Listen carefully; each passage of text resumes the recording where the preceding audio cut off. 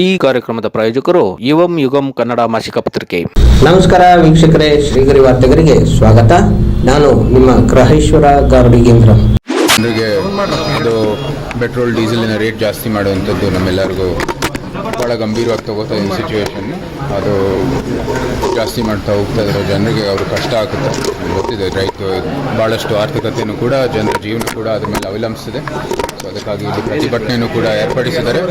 10ವರೆಗೆ ಪ್ರತಿಭಟನೆಯೂ ಕೂಡ ಏರ್ಪಡಿಸಿದ್ದಾರೆ. ನಾವೆಲ್ಲರೂ ಭಾಗವಹಿಸ್ತೀವಿ ಮತ್ತು ನಮ್ಮ BJPಯಿಂದ ಎಲ್ಲ DC ಆಫೀಸ್ವರೆಗೂ, ನಮ್ಮ ಮಿಲ್ಕ್ ಫ್ಯಾಕ್ಟ್ರಿಯಿಂದ DC ಆಫೀಸ್ವರೆಗೂ ನಡೆಯುತ್ತೆ. ಸರ್, ಹಿಂದೆ ಪೆಟ್ರೋಲ್ ಬೆಲೆ ಜಾಸ್ತಿ ಮಾಡಿದಾಗ ಬೀದಿಗಳು ಹೋರಾಟ ಮಾಡ್ತಿದ್ರು. ಆದರೆ ಈಗ ಅದೇ ಹೆಸರು ಹೇಳ್ಕೊಂಡು ಅಧಿಕಾರ ತಗೊಂಡು ಮತ್ತೀಗ ಜಾಸ್ತಿ ಬೆಲೆ ಜಾಸ್ತಿ ಮಾಡ್ತಾ ಇರೋದು ನೀವು ಅದು ನಾವನ್ನೇ ಕೇಳಬೇಕಾಗಿದೆ. ನಮ್ಮ ಕಡೆಯಿಂದ ನಾವು ಜನರ ಜೊತೆಗಿದ್ದೀವಿ.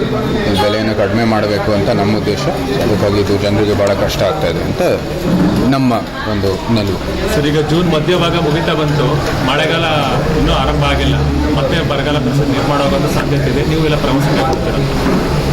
ನಾನಾಗಲೇ ಪ್ರವಾಸವನ್ನು ಶುರು ಮಾಡಿದ್ದೀನಿ. ಕೊಡಗುಗೂ ಹೋಗಿದ್ದೆ. ಇಲ್ಲಿ ಹುಣಸೂರು, ಪಿರಿಯಾಪಟ್ಟಣ ಇವಾಗ ಮಿಕ್ಕಿರುವಂಥದ್ದು. ಮೈಸೂರು ನಗರದಲ್ಲಿ ಇವತ್ತು ಸಾಯಂಕಾಲನೂ ಕೂಡ ಕೃಷ್ಣಾ ಕ್ಷೇತ್ರಕ್ಕೆ ಬರ್ತಾ ಇದೆ.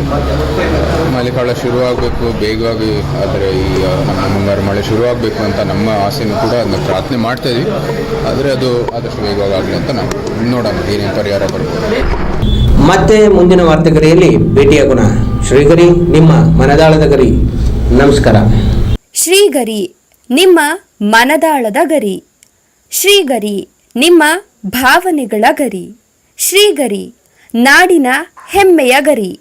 ಮನೆ ಮನಗಳ ಗರಿದು ಶ್ರೀಗರಿ, ತನು ಮನ ಧನಗಳ ಗರಿದು ಶ್ರೀಗರಿ, ವಿಶ್ವದ ದೇಶದ ನಾಡಿನ ಗರಿದು ಶ್ರೀಗರಿ.